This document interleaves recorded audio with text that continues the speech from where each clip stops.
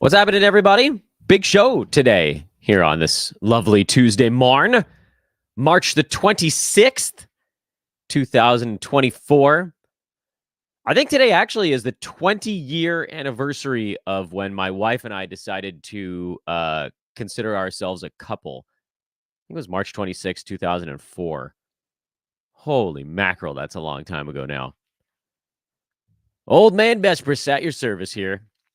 Hope you guys are having a nice day. Hope the beginning of your week got off to an excellent start yesterday. Hope your fantasy teams had good statistical performances.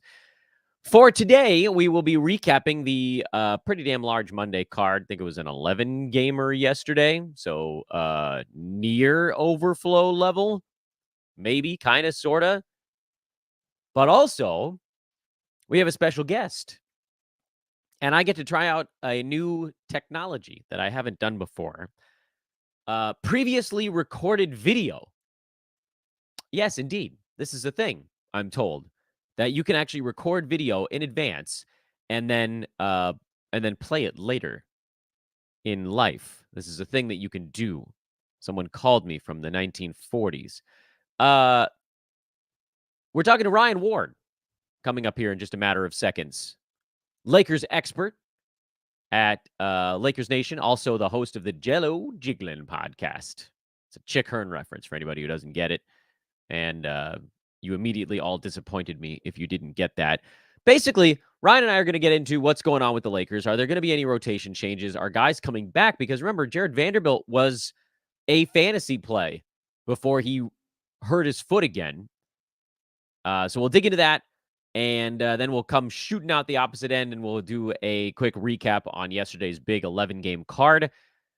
All that said, welcome to the show. Fantasy NBA Today is a sportsethos.com presentation. I am at Dan Vespers over on Twitter. I hope you guys will find me over there. And again, I like to do these shows as if there is one person watching or listening for the very first time. So if you're new, welcome aboard. You came in just in time for us to break down all sorts of stuff, but also just in time for me to remind you that we're doing 2 shows a day right now.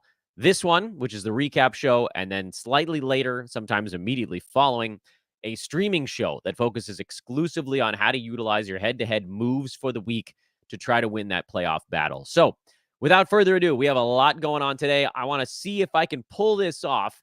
Here is my pre-recorded interview with the great Ryan Ward.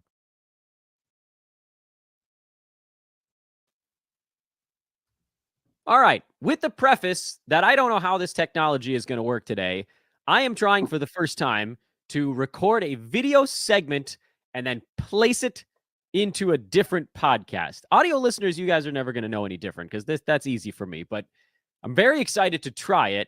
And more than anything, I'm just excited to talk to our guest today, Ryan Ward, host of the Jello Jiggling podcast, and of course, a reporter at Lakers Nation, covering the Lakers. Ryan, what's going on, man? First of all, love the Chick Hearn reference as a play-by-play guy. Any Chick or Vin Scully reference, I will drink to that. How are you? I'm good, man. I'm good. Just waiting for the end of this disastrous season. Well, we don't know when the end's going to be. Do you, before we get into like the nitty-gritty of Lakers stuff, what do you think they do when this season? I mean, they're a play-in team. We know that much. Right now, yeah. Right now, you think Houston's going to catch them? I don't know, man. Stranger things have happened, and they keep. It's like I call them the Jekyll and Hyde Lakers because you just don't know what the hell you're going to get from night to night, right? It's like one night they play amazing basketball, the next it's like they forgot how to play defense completely. Yeah, I was at the Thunder game where LeBron. No, it was that one after he scored 40,000 against Denver, right? And then they won the next one against the Thunder. Yeah, they were guarding people for like the last 46 minutes of that ball game. It was astounding. And then it's just gone the next night. Wow. It's you know what it's like? It's like this is gonna sound so bad. But no, it's now like, you gotta do it. Well, like you're a father of how many kids? You have two children, yeah. God help me. 2 kids, right? So it's like trying to teach kids, right? And they get it one day, and the next day they completely forget everything. Right? Yes, and there's no logical explanation as to like, wait, didn't you do it this way yesterday? Like, what? Did something happen? Did your brother climb into your bed and hit you in the head in the middle of the night and it just gone? Which Yeah. possible, I don't listen. I don't know I what's mean, going they on. make basketball look like golf sometimes, like just extremely difficult to play. I'm like, it's such a Yeah. simple game. Like, come on, defense is not that hard. Well, that's But actually a great segue to my first question, which is the only way to save the defense to get any of these injured players back. And you read the tea leaves more than I do. Are any of these guys coming back? Because like CBS had a report earlier this week that they weren't. And then yeah. the Lakers were like, no. That's premature. What is reality at this point? Well, it could just be the Lakers being like, oh no, they might come back just to keep you watching, right? Yeah. Um, but yeah, it seems like every week it's a different report saying that they're done for the year. Oh, there's a chance they're doing on court work, blah blah blah. It's just I remember when Vando went down the last time, and I'm like, that's it, he's done, right? It just there's no time to get him back and then get him 100%, you know. And I think he's like the heart of the defense outside of Yeah. Anthony Davis, right? If you have those two together, healthy, playing 100%, then it changes everything. But if it's just leaning on AD all the time, they're just not good defensively, you Yeah. know. And Well, like at that point, you're leaving Anthony Davis on an island. So, right, and then you get to all the stuff that everybody's been complaining about, which is like, why do they give up so many threes one day and then open rim runs the next day? It's because it's like, well, Anthony Davis can only cover one or the other. Someone right, else has to do something. They yeah, can't. they don't have great on ball defenders. Right. They just have a really good guy in the paint. That's it. I mean, LeBron used to be that guy, but he's not anymore. No, and I feel He, him because I'm a year older than LeBron and I can't move laterally at all. yeah, but you don't spend what $1.5 million on your body, That's what you think. right? Yeah, But I spent 0. How much did this yoga mat cost? I spent $22 on my body this yeah. year. So I Yeah, mean, and there's Cam Reddish who has flashes of good defense, but he can't stay healthy. I think he's returning tomorrow finally, but I don't think that moves the needle at all. You know, he's not a game changer. no, So because he can't catch passes on offense, so you sort of and need he like can't finish at the rim, which is amazing to me as an NBA player. You know. yeah. So is anything I guess the big looming question is, does anything change for this team over the final 3 and change weeks of the regular season? I know folks that are watching my show are like, well, how does that sort of connect to fantasy? The question is, if there's a change, could someone else emerge? But it really sounds like it comes down to whether or not they're being truthful on Vanderbilt and or Gabe Vincent. Uh, and you sound skeptical. Am I reading between the Very lines? well, because I know I've been covering this team for a long time, and I know the kind of BS that they throw out there just to keep people interested. Like they've probably known Right. forever that Vando's not coming back or Gabe's not coming back. But I did. Was it Gabe? Was it yesterday or the day before? There was a report that came out that said Gabe Vincent is intent on playing a game again before the regular season ends. And if I were him, that's a smart move by him because the fan base hates him already, just because he's not on the floor. Yeah, we're They, feeling those Kendrick Nunn vibes again, I think. exactly, they're comparing him. It's like the same damn thing. Comes from the Heat, and then just everything falls apart on his body. Yeah. Which is terrible because I think that guy's a good dude, and I think he'd really help the team if he was healthy. But he just a bad string of luck. But that seems to happen with the Lakers every year in this LeBron era. It's like they lose 2, 3 guys consistently throughout the whole year, right? And for the first time in a while, it's not AD or LeBron getting hurt. Yeah. It's Yeah. it's everybody else. Which And I guess, I mean, sorry to jump in. I guess that's good news because if it was one of those two guys, they'd probably be 6 games under 500 oh man, who knows? or Who worse, knows or how worse. bad they would be? Like But at least, sorry, go ahead. from a fantasy perspective, AD's probably pretty up there, right? He kind of checks a lot of boxes. Yeah, top 3, which is pretty awesome to Oh see wow! him upright this Like year. overall, or like as a Overall, position? yeah, because he's actually Wow! like he's number 4 on a per game basis. Because Joel Embiid is up in that top group, but he obviously hasn't played in a while. Uh, Right. and so you move him out, and Anthony Davis is the number 4 player in fantasy. because he's missed only what, like 5-6% of the game so far. That's amazing for Yeah, him. not many. Yeah, it's pretty remarkable. It's I incredible. And mean, how bad have the Lakers been in the games he's missed?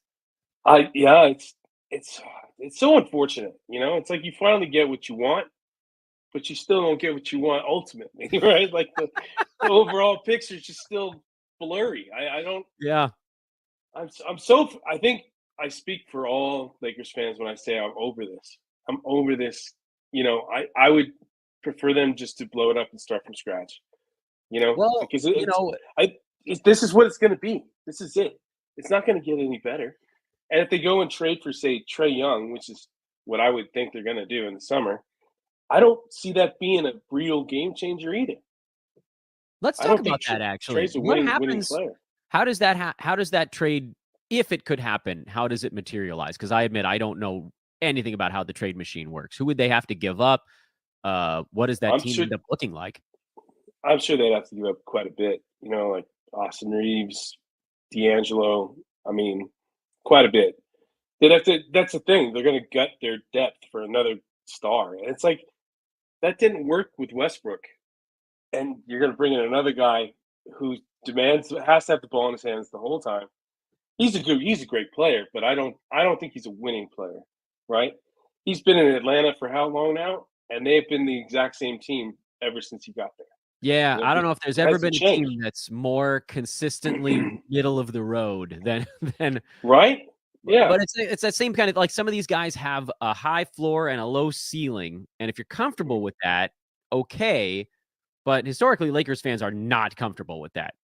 no. Well, Lakers fans are never comfortable with anything. Good point. There's always something to complain about. But I guess that's what happens when you win 17 titles, right? You become Yeah, a bit entitled. I'm you sure do. Celtics fans are the same, and other big markets are the same. New York, I couldn't imagine covering New York. Ye Man, I mean, they're finally looking up, but damn, how many years of just despair? It's got to Yeah. be rough. Talking to Ryan Ward LA on Twitter, at Ryan Ward LA, again, host of the Jello Jiggling podcast on the Believe Network. Okay, so unfortunately, the news, I think, is nothing is probably changing. Let's talk just for a second Mm, about D'Angelo Russell before we wrap things up. He has been, both from a reality and a fantasy standpoint, a pretty exciting and really nice surprise this year. And I personally, and everybody that watches my show, they know I'm sort of like a pragmatic Laker fan. I don't go draft them in fantasy sports unless I think there's a value to be had there. And D'Lo ended up being one. And I've kind of fallen in love with the dude. His post-game interviews mm. are great. He's like the most chill guy to hear. Nothing bothers him anymore. Have you sort of become a D'Lo fan like I have over the last year? Yeah, because I covered him when he came to the Lakers the first time, and that was rough to say the least. I mean, I'm Yeah. surprised Kobe didn't get on him as much as I thought he would. But that last season, Kobe's last season, he got tore into, and the year after just got worse with the whole Nick Young thing, and his immaturity was so obvious and so bad, especially in the locker room. It's like I told this story recently where I said, like, I remember one night I was in the locker room and we're all huddled around D'Lo's locker at the end, like, most of the guys had left, and he's like laughing and giggling, telling the same kind of like stupid joke over and over again to try and get a laugh, and it's just crickets, right? Oof.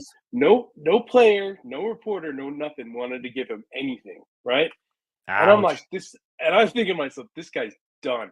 He is done. The second that they can trade him, he's out, right? Sure enough, that's exactly what Magic Johnson did the second the season was over.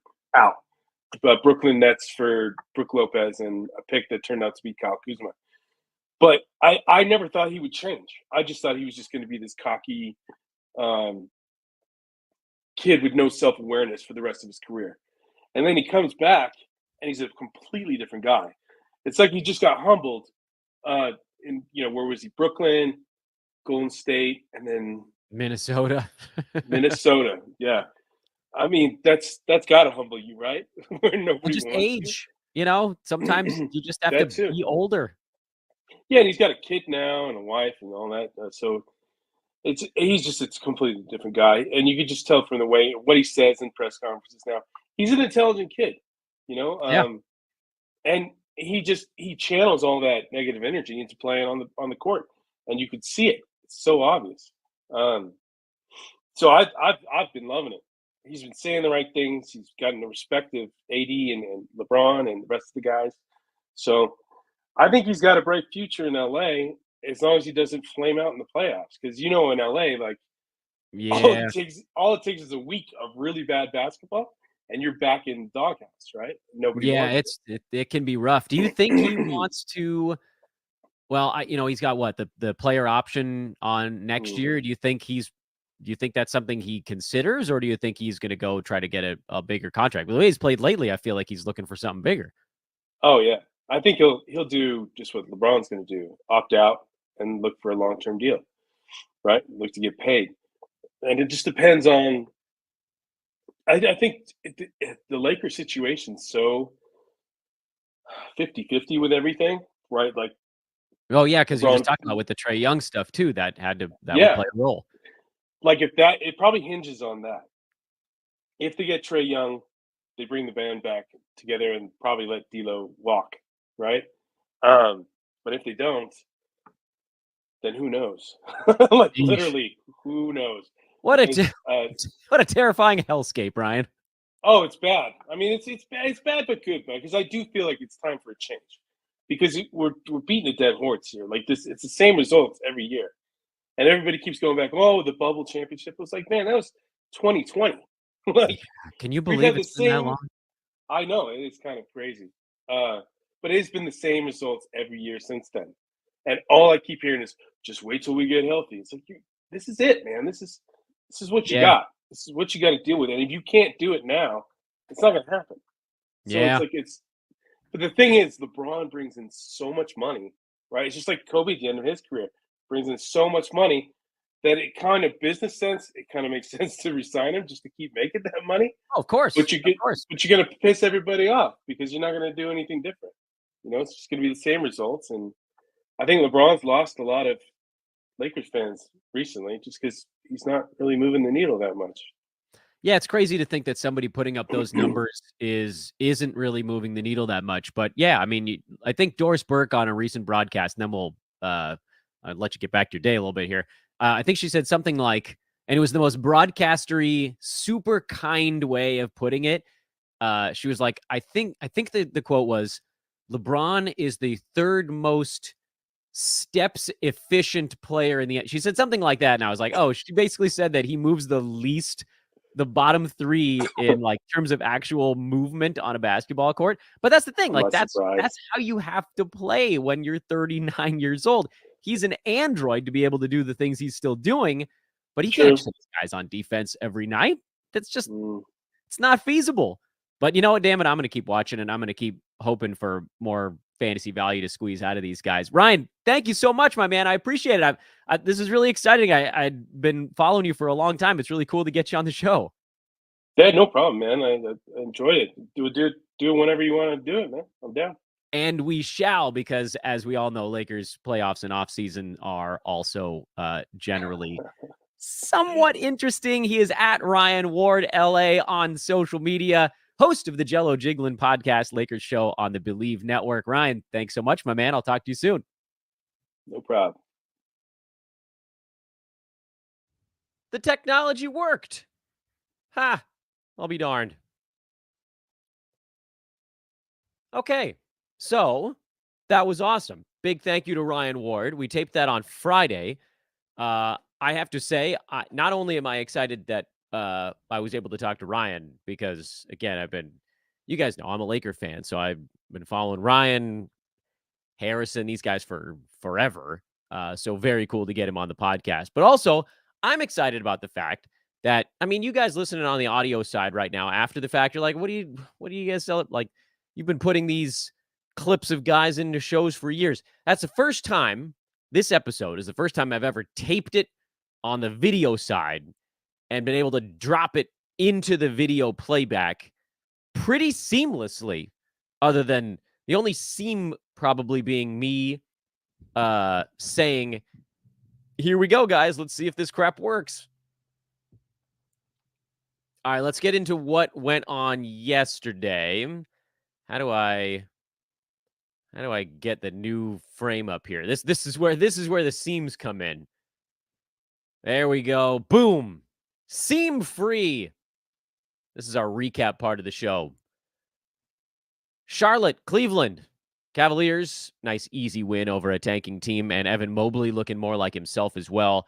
As far as Charlotte goes, and again, quick preface here. We're not going to be breaking down schedules per se on this part of this one of our 2 episodes. I might mention them in passing, say something like, oh, well, Charlotte and Cleveland, they play every other day this week. But specifically, we're not going to be doing, oh, this is a guy you add for schedule. This is a guy you don't. I'm going to do my best to try to cover as many bases as I can. But these recap shows are really geared more towards guys that you can just sort of have on your team. Who's going to be good enough on a given night to use against a Roto Games cap. And then there's that cutoff, because a guy with a good head-to-head schedule doesn't need to be as good each night as someone who doesn't. But against the games cap, you're getting per game rank. That's what matters there. Okay. So for Charlotte, Vasilija Micic, he's cooled off here over the last 3 or 4 ball games. I do think that some of it is just kind of like, all right, he's played in a couple weeks in a row of decent minute NBA games, and it's catching up with him. And there will be a dip, and there will be a surge and dip and surge and all that stuff for young guys that are still kind of figuring out the game. I don't think you need to use him against a games cap right now. Trey Mann, similar story, actually. Because of the holes in his fantasy game, I don't know that he's definitely a play against the Roto Games cap. But we're also at that part of the year, and this applies to all the teams as we go through them. We're at that part of the season now where specialist appeal makes sense. And so, like, Trey Mann gives you kind of guard wing eligibility and threes, boards, and assists, which is kind of an interesting, weird little combo. You're not going to get it. Well, you'll usually get some steals out of him. His steals have been okay since he moved over to Charlotte, but you're probably going to have relatively high turnovers. You're going to have not a great field goal percent. He's not going to score a ton. And so you kind of say, okay, well, are these things that my team needs? Similarly with a guy like Nick Richards, who, wasn't very good in this one, and the Cavaliers front court defensively is awesome. So that was kind of easy to see coming. Do you need rebounds and field goal percent? Okay. That's where we're at with most of these guys. As far as games cap, who would I use against a games cap? Again, some of it is that specialist level stuff, but probably you're looking at Miller, Bridges, again, Richards, if you need big man stats, and then Mann. Both those guys, to me, Richards and Trey Mann, are probably going to sit between 100 and 150. What we call the doesn't matter group. But now the doesn't matter group maybe does if you need the stats that elevate them to that level, if that makes sense. Where Micic, I don't know that he's going to be good enough to get to that zone. I think he's now fallen back. I think he probably ends up outside the top 140, 150. So probably not a guy that needs to be rostered in all formats anymore. With Evan Mobley back, and we had the blowout here, and Mobley's minutes are sort of slowly trending back up. Not that slowly, I guess. The question that I had coming into this game was, will Karis LeVert still hold value even with Mobley back and Donovan Mitchell still out? And I'm leaning towards a very soft yes, like the ultimate softest. If you're like, Dan, what are the odds that Karis LeVert is good between now and when Donovan Mitchell comes back? I'd say 51-49 towards yes. Barely above a coin flip. And you saw it in this ball game. 7 points, 7 boards, 7 assists. He went full slot machine, but a steal, 2 blocks, and a 3-pointer. Bad field goal percent, high turnovers. Will the good outweigh the bad on any given night? And I think generally the answer is going to be yeah, but it's very much not a guarantee. And then George Niang had 5 3-pointers off the bench, but only 25 minutes. That's not going to be enough for him long term. So I don't think you need to worry about Niang anymore as well.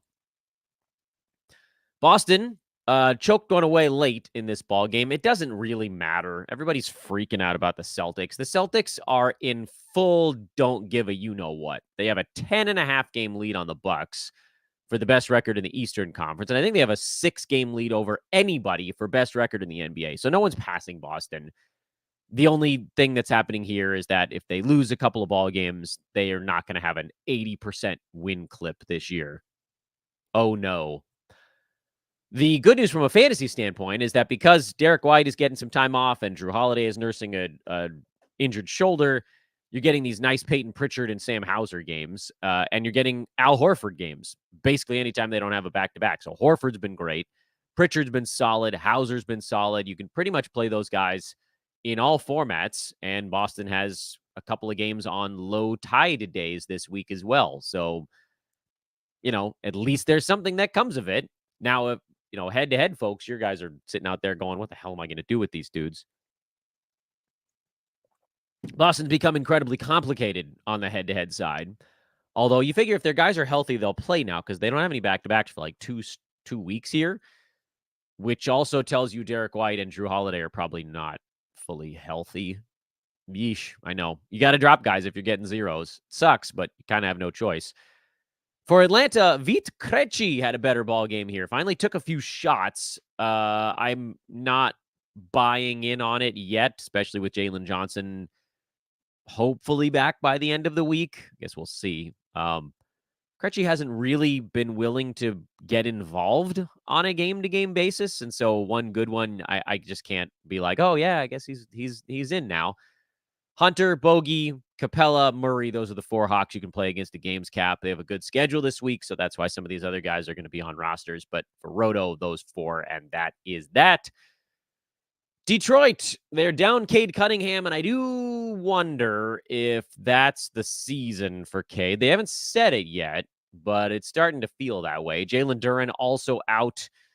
So Detroit really cut down to their prime. No Duren, no Cade, no Azar Thompson, no Isaiah Stewart. 4 starters down. Jaden Ivey, the only starter left, which means there should be some kind of fantasy value.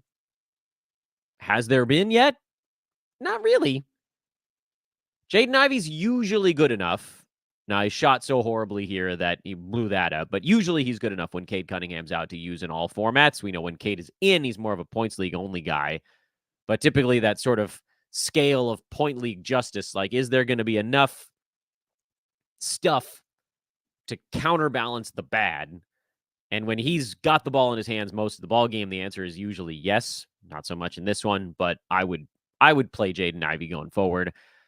I would probably play James Wiseman. There isn't much in the way of upside for Wiseman, but he's going to get you some points and boards on a decent field goal percent. And if you luck into a block or a steal per game, call that gravy.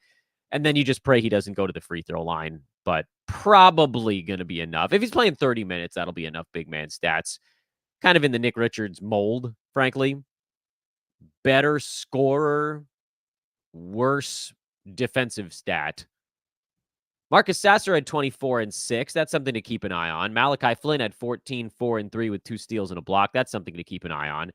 And Chimezie Metu had 3 more defensive stats, but only 17 minutes in this one after he played 35 to 40 in the previous ball game.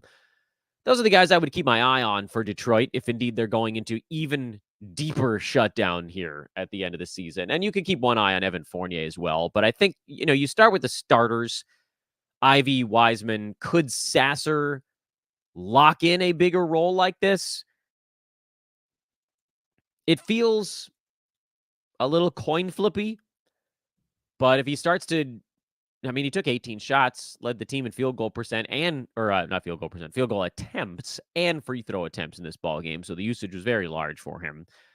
If that's something that Sasser starts to do here, if it's like, okay, you got 2.5 weeks to play for a contract or whatever, to play for more playing time next year, you never know what guys can do in spots like this. This may just be the Marcus Sasser run. So I'd say keep a very close watch on Detroit. They play again tomorrow. They have a bad schedule this week for head-to-headers.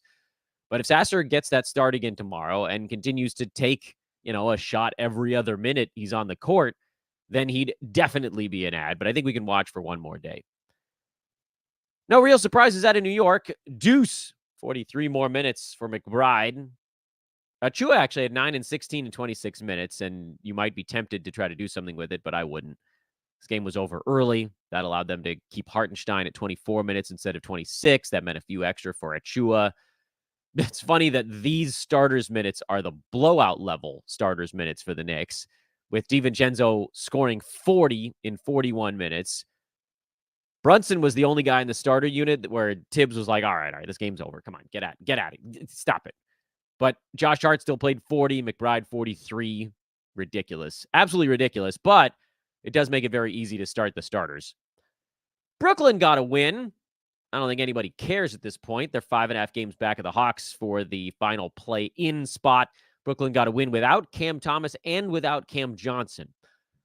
This is a team, the Nets are a team I think we should be extremely aware of possible shutdowns. And I know that they don't have their pick and there's no reason for them to pull the plug completely. But if there are guys on this team that are just sort of tired of a long, bad season, maybe they just get some time off. And so what you saw here, and listen, I don't know the legitimacy of the injuries to Johnson or Cam Thomas. I think Cam Johnson, he got ruled out for a couple of games already. So his appears to be quite real. There are opportunities for other guys to step up. And we've talked about this before. If Dorian Finney-Smith gets up to 33, 34 minutes a ball game, he becomes a very easy fantasy play. Dennis Schroeder now, with the usage freed up by Cam Thomas being out, becomes a play. Jalen Wilson got the start here, but no, we're not going to take the plunge on that front. Trendon Watford scored 19 off the bench. You're not doing anything there. Mikal Bridges continues to be truly terrible this season.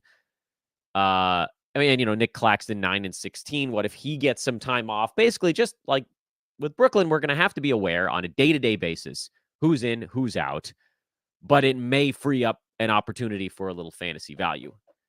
In the short term, I don't really think you can do much. They play tomorrow. We don't know who's in and who's out. Cam Thomas being the big one there. If Cam Thomas is in, I don't think I touch Dennis Schroeder outside of if I'm sort of hunting points and assists, but he's not good enough in the other stuff. If Cam Thomas is out again, you could play Schroeder in that one. If both Cams are out, you could probably play Dorian Finney-Smith against the games cap. What if someone else gets a day off? We don't know. Can't do much about it until we know. Raptors, loving to lose right now. Toronto's lost 11 consecutive ball games. They are falling like a boulder. Ochai Agbaji, not a bad defensive stats stream. I don't think I would use him against the games cap, but if you did, you'd probably get just enough. Kelly Olynyk, outside of the turnovers, he's been pretty good. Gary Trent, scoring and hitting threes, some steals mixed in there. Olynyk and Trent, I think, are guys that you can use right now. Bruce Brown, schedule level. Grady Dick, schedule level. Agbaji, probably just above that. More of kind of that doesn't matter group. A schedule level for me is like more in that 130 to 200 range. Doesn't matter is more like 100 to 140, 150. So there's a little bit of overlap there.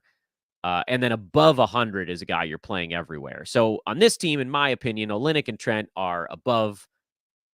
Ochai Agbaji is in that stream if you need his particular stats.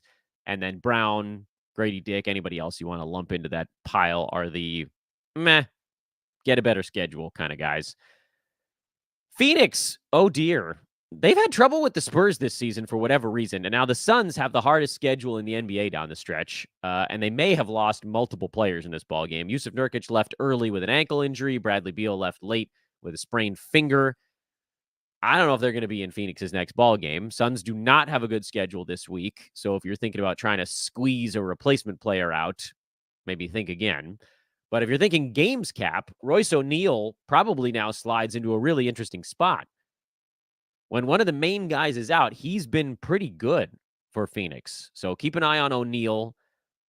Probably, and again, he's going to need Beal to miss a ball game for this to be a thing. But if Beal and Nurkic are both out, and you got Durant and Booker taking most of the shots, and then O'Neal gets to slot in and take a few, that's kind of all he needs. Because he, like Dorian Finney-Smith, kind of similar fantasy appeal. If they get into that 32, 33, 34-minute range, which probably happens if Beal and Nurk are out, then you're going to get stuff. So Royce O'Neal, I wouldn't do anything with it today, but if you have to make a move a day in advance or something like that on the roto side, you can pick him up. And then hopefully you get to use him tomorrow. Spurs, no Wemby in this ball game. Unclear if he'll be back for the next one. because it's not like this was a back-to-back or something. He's actually dealing with a thing.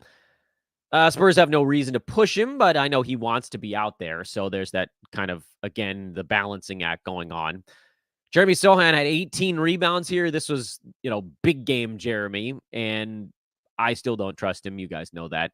But when Wemby's out, you tend to get pretty good games from Zach Collins. Keldon Johnson usually gets a bump when Wemby's out.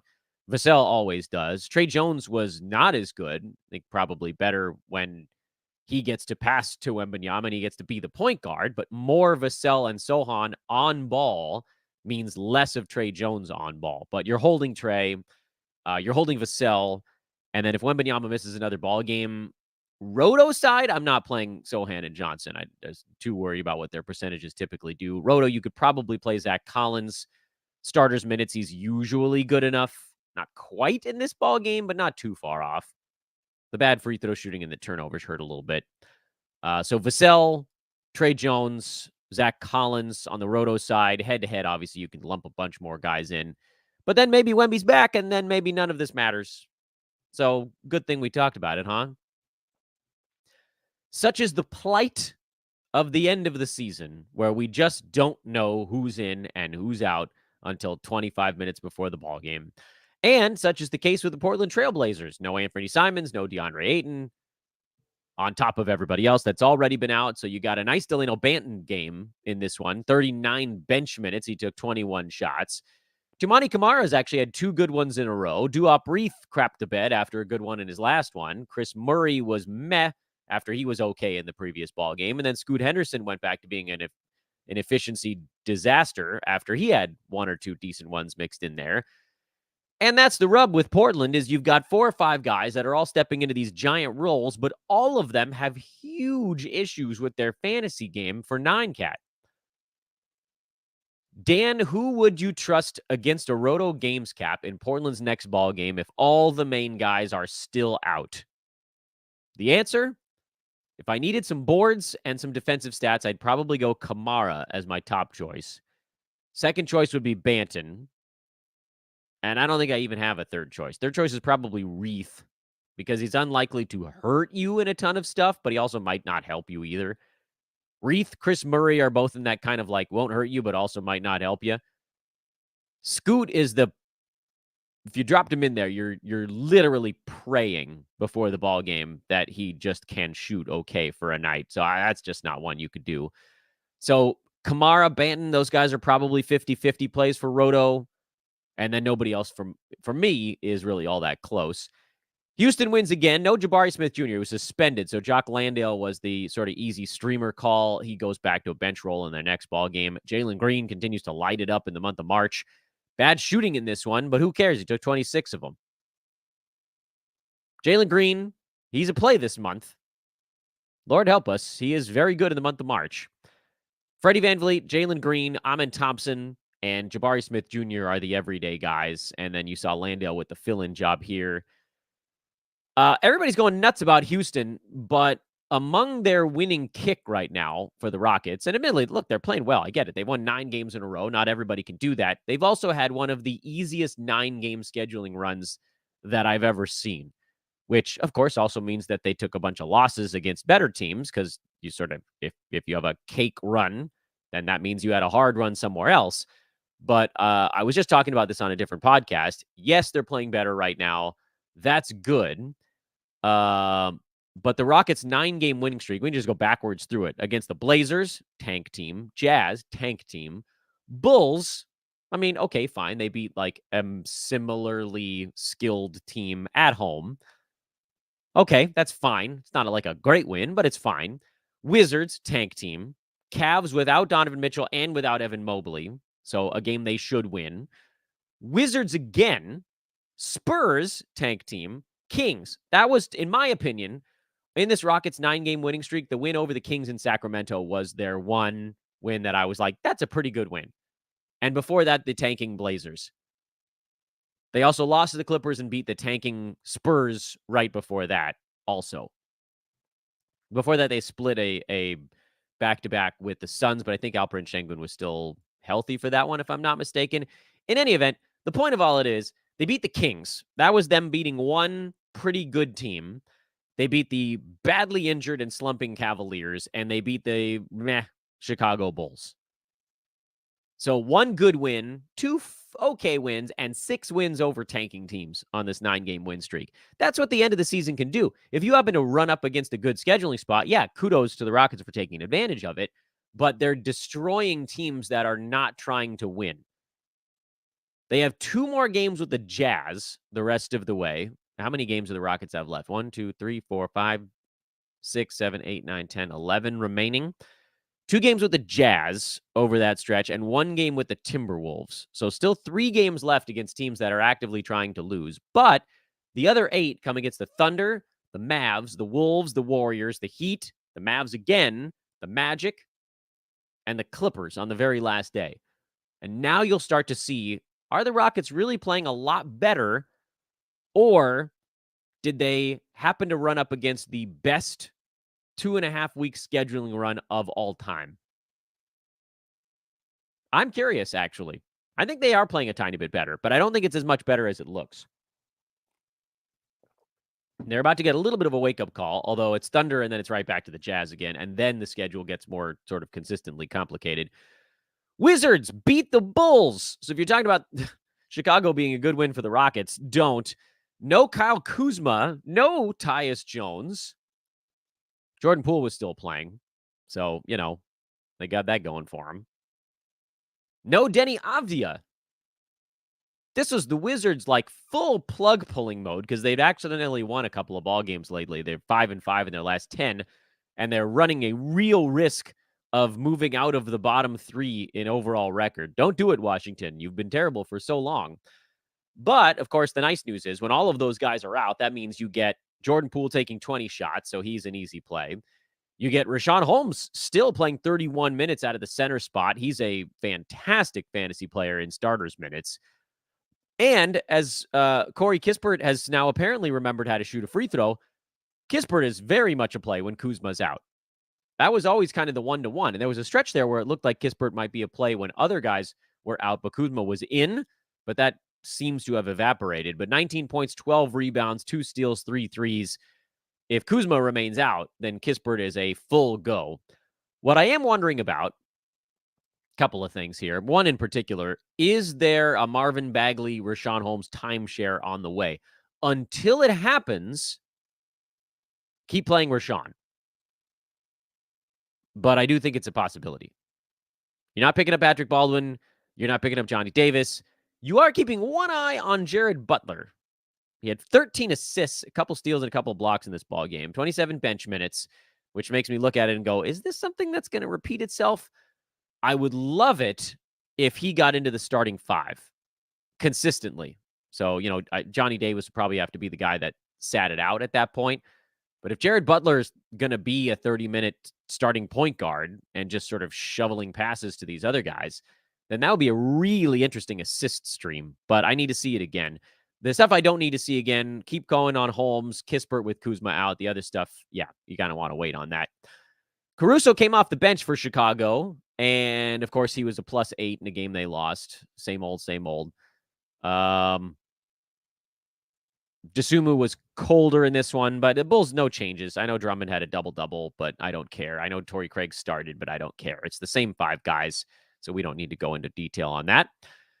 Denver blew out the Grizzlies. Didn't need Jamal Murray to do it. Santi Aldama didn't score as much in this one. I still have no idea when he's going to go take his shots. This game apparently was not going to be one of those, but he blocked 4 shots, so keep rolling with Aldama. He's been hot lately from a fantasy standpoint. JJJ was very bad offensively, but he had 6 defensive stats, so good. Desmond Bane's a play when he's in. Those 3 guys are the obvious yeses. G.G. Jackson is someone that I feel like I keep having to warn everybody about because we see the high scoring numbers, but then we're willing to overlook the fact that he doesn't rebound, pass, or get defensive stats, and he does it on a very bad field goal percent. I don't think that G.G. Jackson is a guy that sticks, and I know he had like a 3 or 4 game super hot run in there. So if you look at the last 7 games or the last, or 7 days or last 14 days or something like that, the rank is going to look pretty good. But that's with the sort of small sample size stuff blended in 2 or 3 gigantic games. And even with those, he's outside the top 100. over that stretch because of the bad field goal. Free throw's been weirdly down. He has, one steal every 3 games right now. That hurts you. Now, that lands him in the doesn't matter group, which means if you need points, threes, generally free throw percent, then he's a start.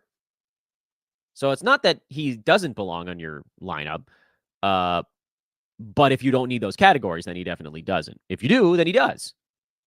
That's what these doesn't matter guys have come to now late in the year. They are statistical or categorical specialists. I would love it if Scottie Pippen Jr. could carve out a more consistent role. I don't think it's happening. No Conchar in this game was a big reason why, and then Luke Kennard is still sort of MIA. But that's the story on the Grizzlies. For the Nuggets, yes, Reggie Jackson had 15 and 8. He and Dennis Schroeder pretty much share the same fantasy game. I know this is enough. In this game, it's enough. Typically, I prefer 2 guys to be out on the Nuggets before I take the Reggie Jackson plunge. But again, filling in for Murray, he probably does get himself into that doesn't matter group. Probably more 130 to 150 range of it. But if you're hunting points and assists, Reggie Jackson could be your guy. If you want like a true top 109 cap play, probably not. But again, this time of year, you're not really looking at, do I want the 95th ranked guy versus the 130th ranked guy? You're looking at which dude, if it's head to head, you're looking at which dude plays a ton of ball games. And if it's Roto, you're looking at which dude attacks the categories where you can gain points.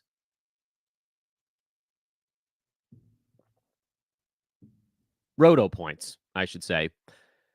Dallas beat the tanking Jazz behind 7 defensive stats from world beater Daniel Gafford. I'm so glad. It took the Mavericks a few weeks to get it figured out, but I'm so damn glad that they finally figured out that Daniel Gafford is better than their other centers. And so Gafford right back into the 3rd round in per game value this year and 25 minutes a ball game. Wow, what a massive win that's been. Don't care about Tim Hardaway having a better ball game. I don't care about PJ Washington having a slightly better shooting game. Gafford, Luka, Kyrie, the only guys you're using against the games cap. And look, I mean, if you're schedule streaming, you've already done it. So we don't need to talk about that. For Utah, Larry Markkinen back and hammer blasting people again.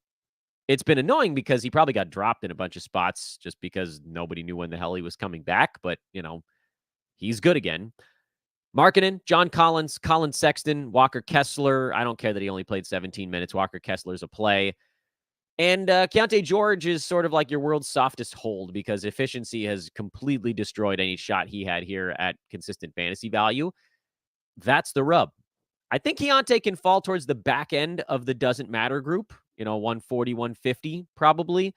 And if he gets hot, then you can use him in all formats. But in the short term, he's really just an assists play and with a sort of a nod to points as well. But there's so much wrong with his fantasy game. Don't say I didn't warn you guys, because I did repeatedly over and over again. Philly, down goes Buddy Hield. Down goes Hield. That wasn't very good. Down goes Hield. That was a little bit better. Buddy Hield hurt late in this ball game. Ankle tweak. I don't know that it changes much. You probably get a little bit more Kyle Lowry offensively, but that's still probably not enough. Paul Reed still barely hanging on. Reed's kind of at the front end of the doesn't matter group these days, too. Need rebounds and defensive stats? There you go. Tyrese Maxey and Kelly Oubre, who wasn't in there for this ball game, are the 2 guys you can play for Philly on an everyday basis. And then the other stuff, blech. De'Aaron Fox, Keegan Murray had good games for the Kings. Sabonis had a very light triple-double, but he did break Kevin Love's double-double record in this ballgame for consecutive double-doubles. 55 was, it doesn't matter. It's a big number. Keon Ellis had big-time foul issues early in this game, and he never really quite got on track. But again, like this, you knew this was going to happen. Because when you have a giant game, it's going to balance out with a quieter one. I don't care. They're better when Keon Ellis is a part of what they're doing. It's as simple as that. I'm playing him these days. Malik Monk was okay. It does seem like Malik may be cooling off a tiny bit. be careful. Now, some of it was that this ball game didn't require max effort. Some of it was that Davion Mitchell had a better shooting game, so you got a little bit less Ellis and Monk. And some of it is just because Malik runs really hot and then runs cold. If he hits a cold snap, you don't want to be a part of it. And finally, the floundering Clippers lose again. What the hell's happening to that team? Harden saying they have an identity problem. Ty Lue says, no, we got an identity. We're soft. Kind of like that he called out his team. That's good. It's good stuff from Ty Lue. As far as Indiana goes, no Aaron Nesmith for this game. So Ben Shepherd got the start, and I don't care. Jarris Walker put up an okay line. I don't care. TJ McConnell, another 15 and 6. Man, that dude's consistent these days. So Halliburton, Miles Turner, Pascal Siakam, TJ McConnell. Those are the only Pacers you're using against the game's cap. And for the Clippers, we are back into one of those Ivica Zubac's better runs of late. He's at the front end of the doesn't matter group, like top 110-ish kind of range. Big man specialist appeal. Obviously, if you don't need big man stats, you don't need to play him, but he's on the good side of it these days. Norman Powell had 22 points. I don't care. PG, Kawhi, James Harden, those are the guys you're playing. And then again, if you need what Zubac brings, you go that way. And as we predicted, because we've seen it like 9 times in the last 2.5 years, Terrence Mann, after 2 decent weeks, has vanished from the face of the earth once again. Woof. All right, guys, a quick check of the clock reveals that we can probably... No, you know what? We'll do the streaming show right after lunch today. I thought about doing it back-to-back, but it's already 10:30 something. It's going to take me 15, 20 minutes to get this thing posted and get the next one going. Yeah, we'll do the streaming show after lunch. I do have many thoughts on the streaming side because now we're into that sort of light, heavy part of the weekly schedule. Hopefully you guys have been preparing for this. We talked about not doing much in the way of moves yesterday. Today's a day you're going to definitely want to do some moves. So we'll talk about that in just a little bit. Quick check of the chat room here to see if anybody got some names in there that I didn't bring up. Question on whether or not to add Trae Young. I think if you're in your head-to-head playoffs, I don't think you can do it. They still don't have a target date for his return. The reevaluation time was basically right around now, but he's not ready yet. So if you're in your playoffs, you can't do it. If you're in Roto, you probably were sitting on him anyway. So I would lean towards no if we're talking head-to-head side. Questions about what to do with Grayson Allen. You hold. He's been very, very good this year. And I get it. He's not like a super varied fantasy game, but he's number 54. So unbelievably rare to get a guy hitting 3 3-pointers a game while shooting 51%. And I know their schedule sucks. I know. But, I mean, look, Beal might be down now. So I'm holding. Is it Pokusevski time? It's not. Not unless he starts getting mid to high 20s in minutes. You can't trust Pokusevski in 19 minutes of ball game, even if you get a good game here and there. If you're asking questions about streaming, they will not be answered during this show. I must say it again. Dan, who's the bigger bust? Poole, 30s to 40s, awful all year, but cooking now, or Mikal Bridges, teens to 20s, mid all year? That's a good question because Bridges has just been kind of black all season long, but he never really had a stretch where he wasn't playable. He just had most of the year where he's been not great, like 75 to 100 range.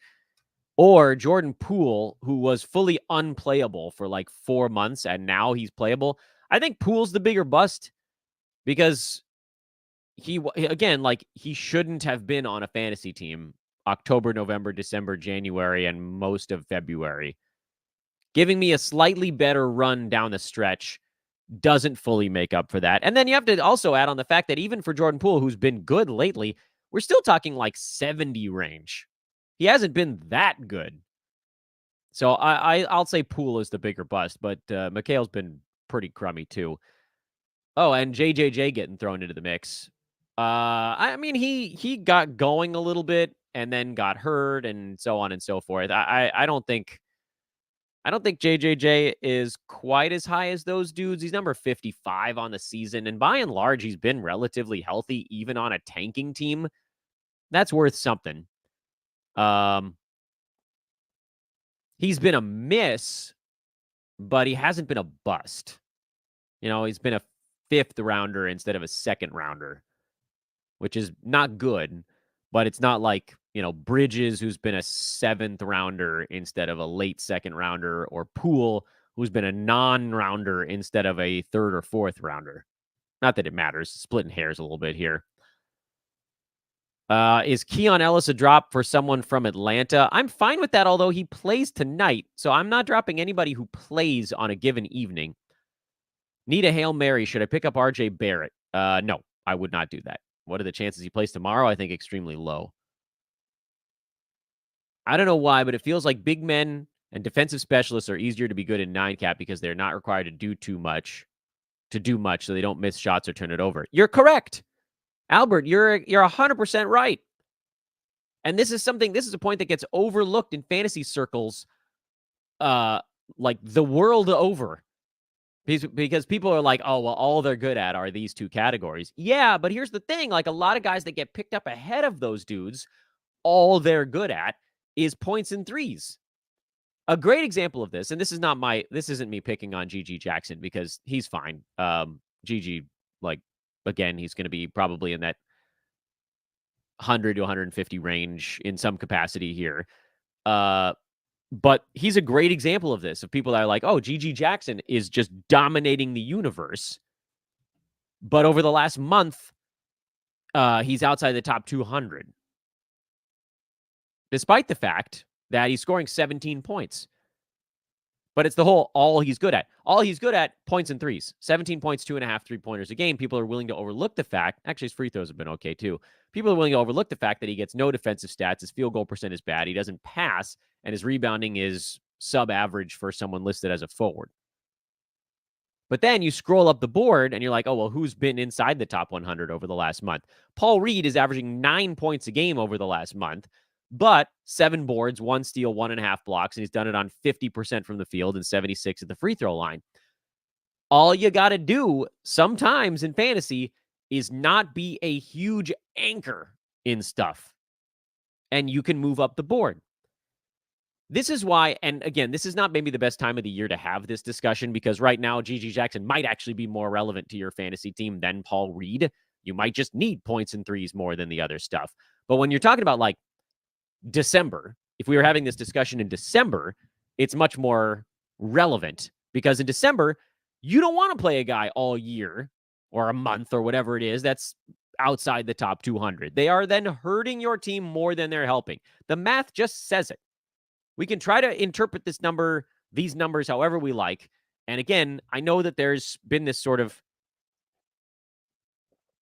fantasy revolution happening. I've got yelled at on Twitter a few times that like ranks don't matter at all.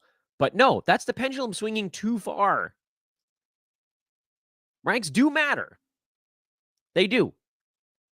Perhaps not as strictly as they'd been followed 15 years ago or something like that. The number 60 player is not that different from the number 55 player. They're the same, basically. They're good at different categories.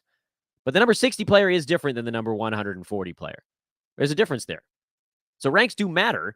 It just has to be how they're utilized. And so GG Jackson, who's number 200 over the last month, he is empirically worse for your team to play than Paul Reed over the last month. Even if you need points, he hurts too much in other stuff. And this is, again, I'm not trying to pick on GG Jackson. He's just a good example right now because he scored a bunch. And so people are like, wow, this guy's been amazing. But he has all these disastrous things going on in his 9-cat game. And I'm guilty of looking at Paul Reed and saying, what's going on with this dude right now? Meanwhile, he's like still sitting around the top 100 and generally useful, provided you don't need a guy who's going to score 15 points. And frankly, you can find those 6 points somewhere else. So I would argue that, like with all things in life, moderation is key. And I think I actually do an okay job of this. Historically, when we go into the offseason, we kind of analyze how our ranks did, and we analyze how the Yahoo ranks did. and just, what does that mean? And like, if you drafted a guy, or let's say I had a guy ranked like 45th and he finished at 52nd, it's not a win or a loss. That's just, he did what he did. You're not going to get much closer than that. If you get within like a round of a guy in the late, early, or early mid rounds, that's just accurate. So it's all about understanding what the sort of buffers are on that. Ranks are not strictly the only thing you should go by.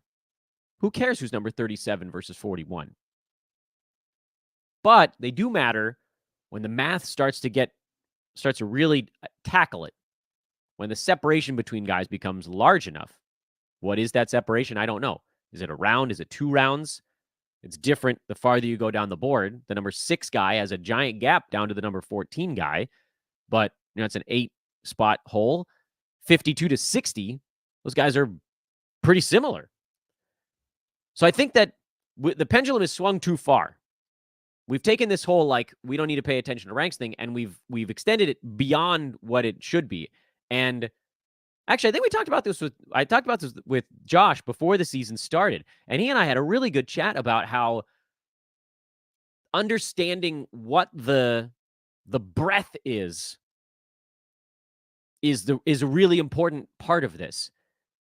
And by the way, friends, those of you that have listened to this show for a long time, remember how I did bucketology one off season? Not this most recent one, but the previous one. That's what that is. When people are like, Dan, how do you rank your players? I'm like, well, I don't really rank them. I put them in buckets. Because the first bucket has 3 players in it, and then the next bucket has 6 players in it. And you get into these, it's like, I think these guys are all basically the same caliber player. So, pick 31 to pick 39. I don't know what order those guys are going to be in, but that's a bucket for me. But I'm not going to put that 31 ranked guy in the same bucket as the guy I have down at 65. I want the 31 guy. Until March, now I just want the guy that's giving me the categories I'm looking for. Steve says he likes the Dan rant. Not so much a rant. I just think that sometimes, and it's not even fantasy sports, it's just like the world, when we find something that's maybe a little bit off, and it was off how we were interpreting ranks. To say, oh, well, 37 is better than 38, is better than 39. Doesn't help. Doesn't help us at all. But to then say 37 is not better than 67, it is. So it's all about figuring out where the ends are on those buckets, I think. All right, I got a couple of questions that trickled in. 9-Cat, Bradley Beal versus Naz Reid. Believe it or not, Naz is probably going to be better the rest of the way, but both those guys should be on rosters. And then a question about streaming from TBZ Vids. I will tell you, I'm going to be talking about streaming on our next show a little bit later on today, so I'm not ignoring you. Come on back. Make sure to subscribe. That way you can get your question in for our streaming episode that's coming up right after lunch today.